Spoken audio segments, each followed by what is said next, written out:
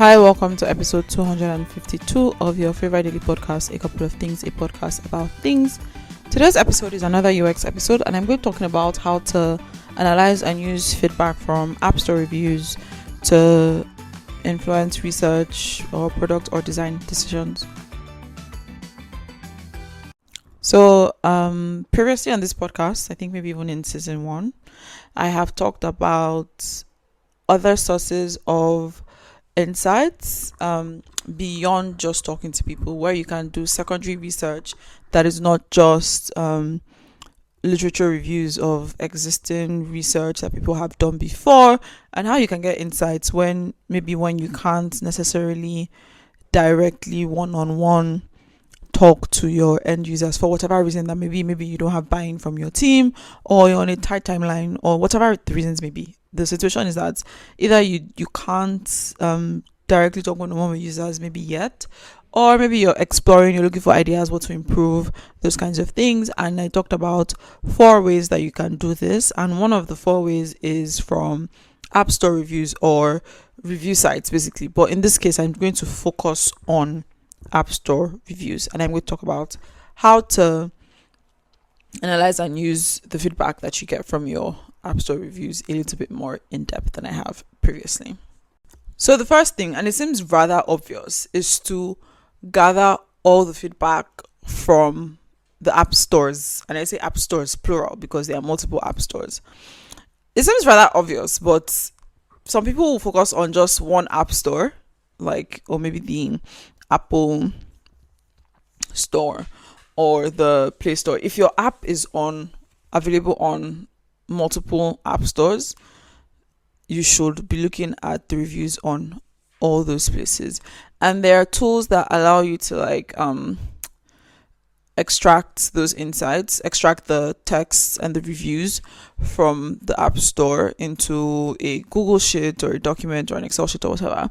But there are tools that allow you to do that. But if you don't have a lot of reviews yet and you feel like you have a bit of time on your hands, you can just go one by one, copy them and paste them into a document or whatever. The way you get the insights, the reviews out doesn't really matter. The important thing is that you need to get it out of the just from the App Store into a document or something where you can actually then work with it to analyze it or whatever.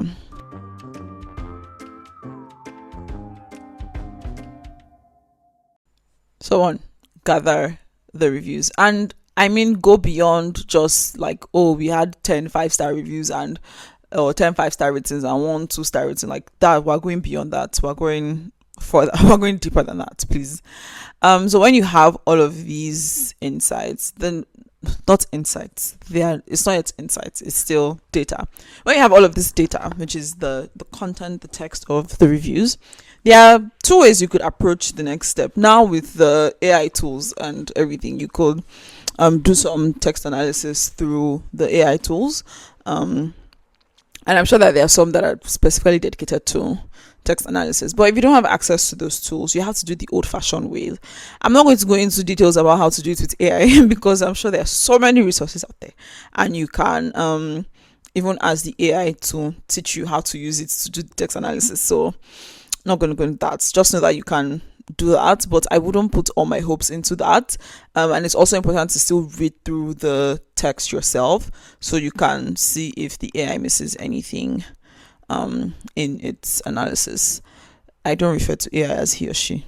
It's a non-living thing. It's it. Anyway, but if you're going to do the old-fashioned way, what you need to do is you need to first scan through a couple. Now, I didn't say read, because if you have 1,000 reviews, you're not going to read all 1,000. So you just need to scan through a couple.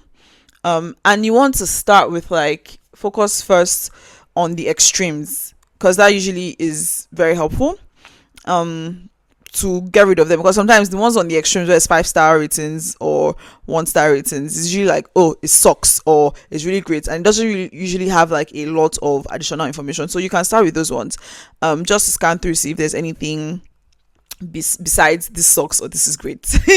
And you should also have when you're doing text analysis in the old-fashioned way, you can do inductive or deductive analysis. So the first one, the inductive approach, this is also considered something like bottom up approach, where you are going through the data. You don't really have any specific things in mind that you want to look for, but this doesn't really happen in reality. Most times you have some concepts of themes that you might find. This is usually because when even when you're in exploratory research, you have some things in your mind as to what could be the thing that you will find. So but in inductive approach, you're just going through the data and letting and drawing out your themes and what they will call in academic context your codes, that you want to tag your whatever specific thing to. And then in the deductive approach, which is the top down approach, the opposite, basically you start with your themes and codes, and then you see if the data that you have from these reviews match up to the themes that you have, and then you can then generate new themes if none of them apply. So in most cases you are doing a combination of both. You most times you're actually just doing a combination of both as opposed to just doing one. And so yeah, you do that through with your data. So for example, you can, to make it really easy, these are some of the categories that I like to start with for App Store reviews. Is one, feature requests, user questions. So like if people are asking questions about a specific functionality or a feature or something, which is different from discoverability issues. So I also have that as a category that I would usually use when I'm doing this kind of exercise. And discoverability issue is when like people are saying like, oh, this app doesn't have this feature, or does this app have this feature, whereas it does have the feature. Then there's a discoverability issues or an understandability issue. So people may not be finding something that already exists. And so this is why you need to also take into account the dates as well when you're doing this analysis, because say a review from maybe 2 years ago when you didn't have this feature, then you wouldn't tag that under discoverability issue because then it wasn't there, but maybe now it's there, and there's a review from like last month when the feature was already there, where people are asking for this particular feature or wondering if the app can do this or that, then you know that okay, this is a problem. So how you tag it, you can do whatever tagging system that you like, but for App Store review, this is how I like to I start my tagging. Is usually like I usually do like feature requests, discoverability issues, usability issues, things like that. So you can work on whatever tagging system works for you and your team.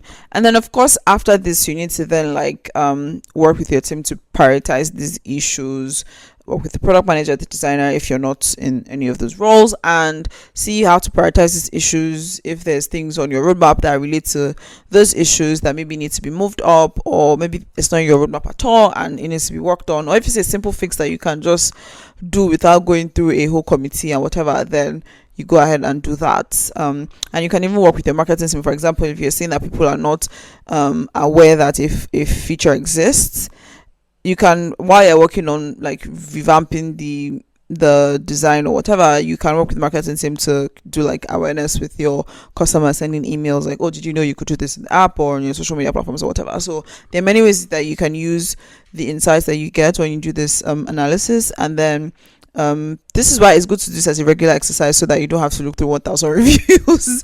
So like every 3 months, every 6 months, depending on how many reviews you get for your app. So I hope this helps. Thanks for listening. Bye.